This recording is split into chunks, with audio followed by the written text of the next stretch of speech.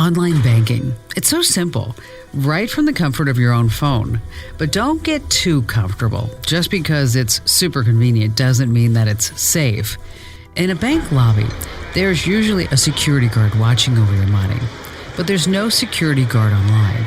And the days of bank robbers with those masks and guns, they're long gone. Now it's the days of scammers and hackers and data miners. And they're just sitting and waiting to ambush you digitally as soon as you log into your bank account. You've probably used online banking before, and it does seem safe. But it only takes one hacker, one time, to change all that. So how can you prevent someone from stealing your sensitive information? Well, for starters, you need to be your own security guard. Well, better make that an armed security guard. This is really serious stuff. So for this podcast, I went way outside the box, and I found an expert guest, a gentleman by the name of Suraj Ravel. Suraj is a decentralized application developer. He's a guy who builds platforms from the ground up. He's a little younger, he's a little out there. He's one of those genius types who's completely at home both in the physical and the digital world. He's written this book called Decentralized Applications, Harnessing Bitcoin's Blockchain Technology. Perhaps you've heard of the app called Meetup. Our very own Mike James, we always tease him because he's single after all these years, well, 54 years to be exact, or maybe it's 56, I'm not sure. But he likes to use Meetup to meet his girlfriends. Meetup is just one of the apps that Suraj helped develop, along with a total variety of open source platforms. And get this, aside from everything else, I guess you'd say in his spare time, he's the director of the School of Artificial Intelligence. That's one of the fastest AI communities in the entire world. He actually teaches people how to build their own AI through a course that he calls the Math of Intelligence. It's all about deep mathematical concepts of machine learning. So you can imagine using the words like ambitious, busy, it doesn't really describe him. He's going to be joining us in just a bit, and you don't want to miss it. But how can you outsmart the hackers? How can you protect all of your bank accounts so if you sign in one day, the balance isn't suddenly like zero? You want to stay with me. I've got the best tips available to date. That's all coming up, but first, a word from our sponsors who make this podcast possible. Okay, we're going to talk about the steps that you need to take to protect your online accounts. I'm going to go through these really quickly because if you're a regular Kim Komando show listener, you visit Komando.com, you may be familiar with all this. But let's start at the tippy top. Number 1, use encrypted websites. When you bank online, you want to make sure that the URL address begins with that HTTPS. Do you know what that stands for? A lot of people don't. Okay, so here's what it is. Hypertext Transfer Protocol Secure. All right, it's kind of like the old HTTP, but it has these superpowers. Those superpowers are encryption. It's like covering your digital tracks so nobody can follow you into the bank. Nobody can guess your ATM number just by seeing where you punch the numbers. It's kind of like locking all the doors behind you. Encrypted sites convert your online data into this string of unreadable characters so that the intended recipient, in this case, your bank, is the only one who has the key to actually translate it all. So if a hacker tries to steal your data, they're going to have a really tough time because it's encrypted. Now, another way to tell if a website's protected is to look for the padlock symbol at the beginning of the web address bar. If there's an exclamation point or anything else up there, you better examine the site before doing anything. It could be perfectly safe, but your browser isn't as convinced as you are. Speaking of browsers, number 2, try using a more secure web browser when you access your online accounts. Malware bugs have this nasty habit of invading browsers such as Internet Explorer. A lot of people are still using it for some reason because they say, oh, we don't like Edge. And if you're using either one, you might want to check out Google Chrome. It has sort of a watchdog built into it. Another secure browser is Firefox. If you haven't tried that one, you really should. I've used it for so many years. Tip number 3 is really important. If you're using public Wi-Fi to do anything financially related, a hacker can intercept the data that you send. Public Wi-Fi is inherently an unsecure network. Anyone can log in with a password, say from a coffee shop. For the price of a cup of coffee, hackers get the public password and they prey on some poor soul who doesn't know any better. So if you're in a pinch and you have to check your bank account, do yourself a favor. Hook up to your cell phone. That's right, use your cell phone provider's network. Maybe your cell phone's mobile hotspot with a password that you create, or better yet, a VPN. If you're not familiar with a VPN, or maybe you think you are, let's go through it just real quickly. VPN stands for Virtual Private Network. It's an effective, inexpensive way to conceal your personal data by masking your IP address and your browsing history. The VPN does this by building a kind of so-called private tunnel between you and the server. And through that tunnel is the only place that your data can travel. It never actually touches your home computer. So, say you live in Colorado, where it's nice and cool, and you work for a company that's blazing hot in Arizona, and we're not talking just about the temperature. You could probably use that company's VPN. The sensitive data is protected by the company's server, and therefore it won't be lost if you get hacked or your hard drive crashes. It gets kind of techy and complicated, but it's still really cool and user-friendly. Still, if you're on a private network of any kind, it's always best to set up a secure password because you do need that extra safety measure. Another prevention against data loss is something called TFA. Yes, those of us in geekdom and in computer technology, we like to shorten everything up to those three-letter acronyms. TFA stands for, drumroll please, two-factor authentication. That's right. It's also known as multi-factor, so you might have somebody reference that. You probably saw this already.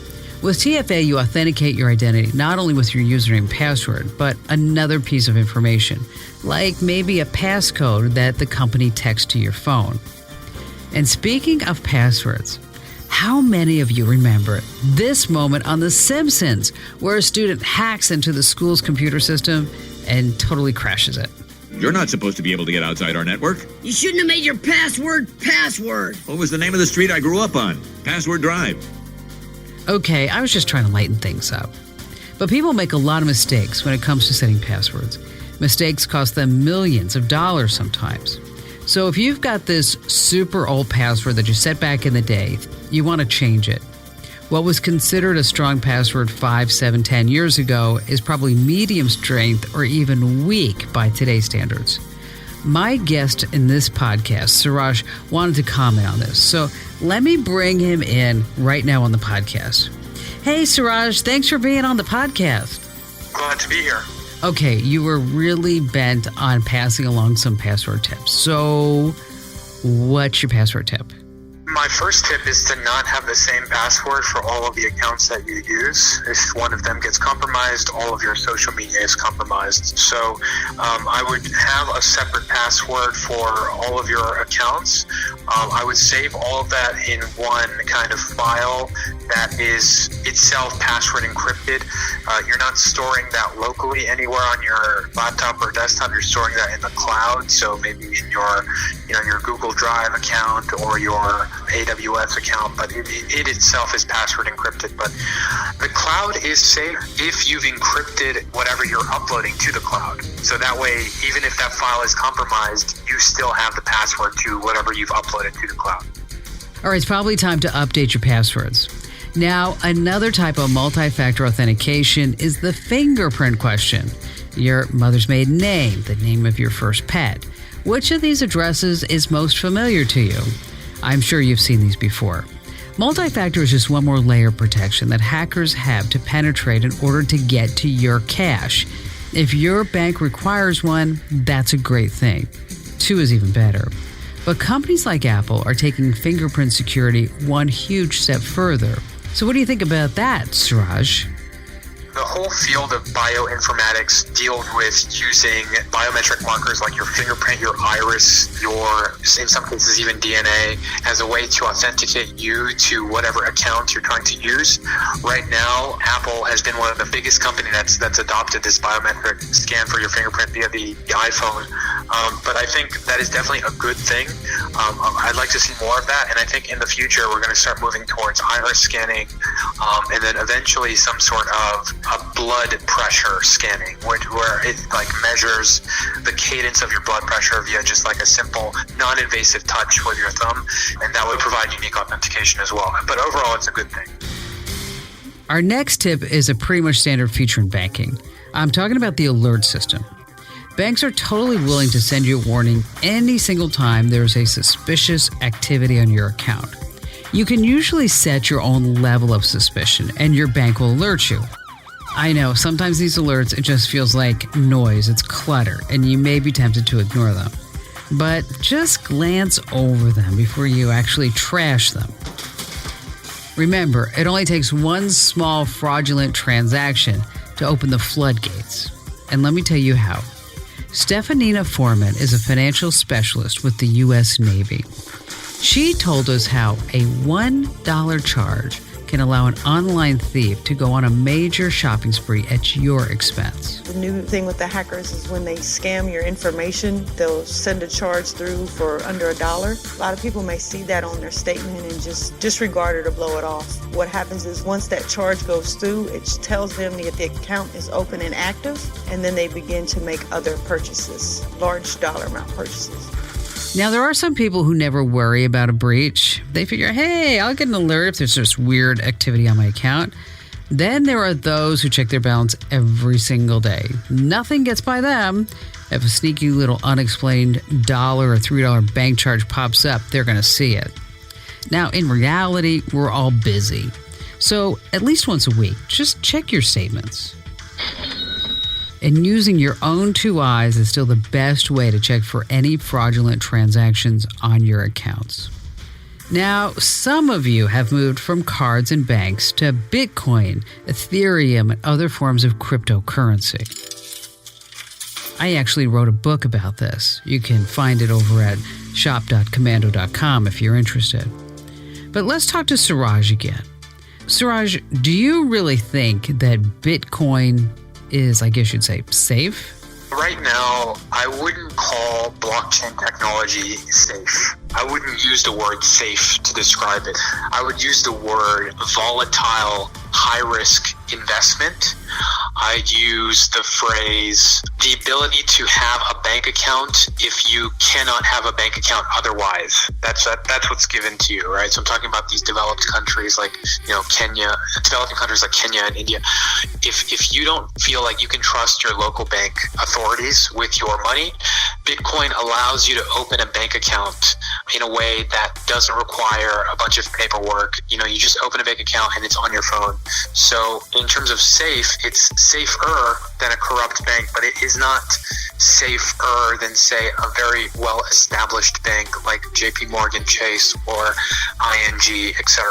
But yeah, security as a service is something that a bank provides. And right now, the closest thing that the blockchain world has to that is Coinbase.com. I also checked in with a world-renowned technologist and one of the most respected experts in Bitcoin.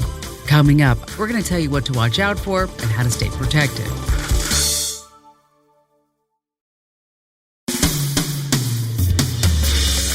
Andreas has founded a number of Bitcoin businesses, and he launched several community open source projects. He has his own podcast. It's called Let's Talk Bitcoin, as you might expect. He's got a couple of books, Mastering Bitcoin, The Internet of Money. He was actually a guest on one of my Bitcoin podcasts before. So, Andreas, explain how you use cryptocurrency in a transaction. Since 2013, the maximum amount of time I have left currency, crypto or fiat, on an exchange is 15 minutes. I transact weekly, sometimes more often. I use these currencies to pay my bills, to live. And so I have to transact, and I often have to exchange because I can't always buy the things I want with cryptocurrencies. And how do you exchange it? A lot of people wonder about that. How do I exchange?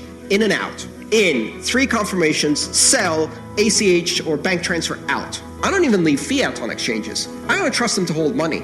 I don't trust banks to hold money. How am I going to trust a 2-year-old startup that has 6 employees? So I don't leave money on exchanges. Now, that's difficult to do if you're day trading. And if you're day trading in this environment with these assets of great volatility, I mean, you're a brave person. That's great, Andres. Just one last question.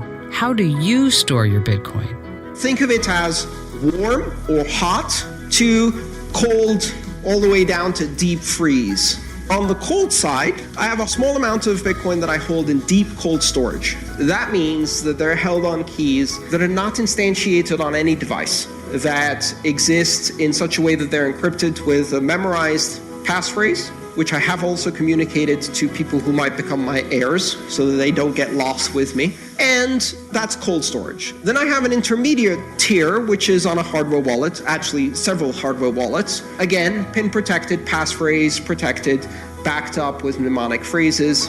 And then I go to the warm tier, right? I have a small amount of operating cash that I use for my businesses to pay subcontractors, et cetera, et cetera. Those are in multi-signature or multi-signature, multi-factor wallets, in which case I'm the only party, but I have several devices that need to sign independently in order to exercise a transaction. And finally, I have my hot wallet, which is in my back pocket and is at the moment mycelium. And I never keep on my hot wallet more than I'm comfortable keeping in cash in my physical wallet as fiat.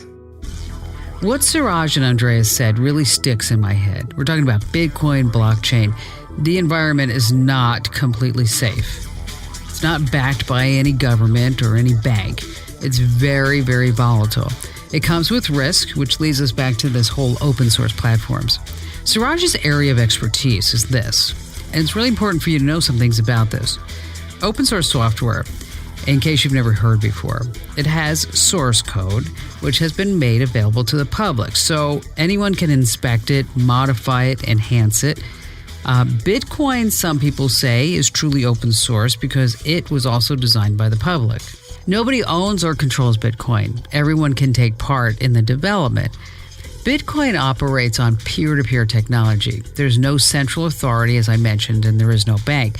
The only entity managing transactions and issuing Bitcoins is the network itself. There are a lot of positive aspects to open source. Because you have a lot of cooks in the kitchen, you get input on security. You have developers, students, and programmers all contributing. They like to call it something called the open source way.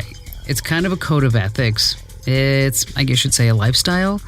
The open source way is this willingness to share, to collaborate with others in ways that are transparent. There are no clicks. It's a willingness to embrace all failure as a means of improving the world. Maybe you've used Mozilla, Apache, or Linux. Those are all examples of open source platforms. Some people claim open source is more stable and more secure than, say, privately run platforms. But again, it's totally up to you. You have to choose which system seems most secure and comfortable to you. Speaking of comfort zones, did you know that you can now send money to anyone instantly from the comfort of your own phone? There's a lot of apps out there. They have names like Venmo, PayPal, Zelle. They make it easy to move money around. Even Facebook Messenger can be a vehicle for transferring dollars to one of your contacts. Google Wallet will let you send funds with just an email address. The recipient just enters his or her account number, and then the money flies in like magic. But again, is it safe? Well, check it out. Use the checklist in this podcast. Is there an HTTPS in the browser bar? What about a padlock? Is it a known trusted company? Did you use a password to get in? Are you on a private network? Don't use public Wi-Fi for this stuff, folks. Be on guard. Watch your accounts, check for double charges, and don't forget to sign up any alerts. So there it is. A really quick rundown on how to upgrade your online banking safety habits. Don't put this off. Share this podcast so that everybody knows. And I want to thank Suraj Ravel for being my guest. You can find him on YouTube and LinkedIn. And also thanks for Stefanina Foreman and Andreas Antonopoulos for your great advice. And by the way, if you didn't fully understand everything that I covered today, because you do have to go pretty quickly in a podcast, just dig around my website, Komando.com. I've got literally a university full of articles and podcasts about internet safety. Because I really don't want to see you get ripped off. I don't want the hackers and scammers to win. So take advantage of everything I've got over at Komando.com. I'm Kim Komando. Thanks for joining me on this Komando On Demand podcast. And if you learned just one thing, do me a huge favor. Give us a great 5-star review wherever you get your podcast. And if you can write a few nice words like, "Thank you, Kim Komando, for making my life better," that would be pretty awesome. And thanks.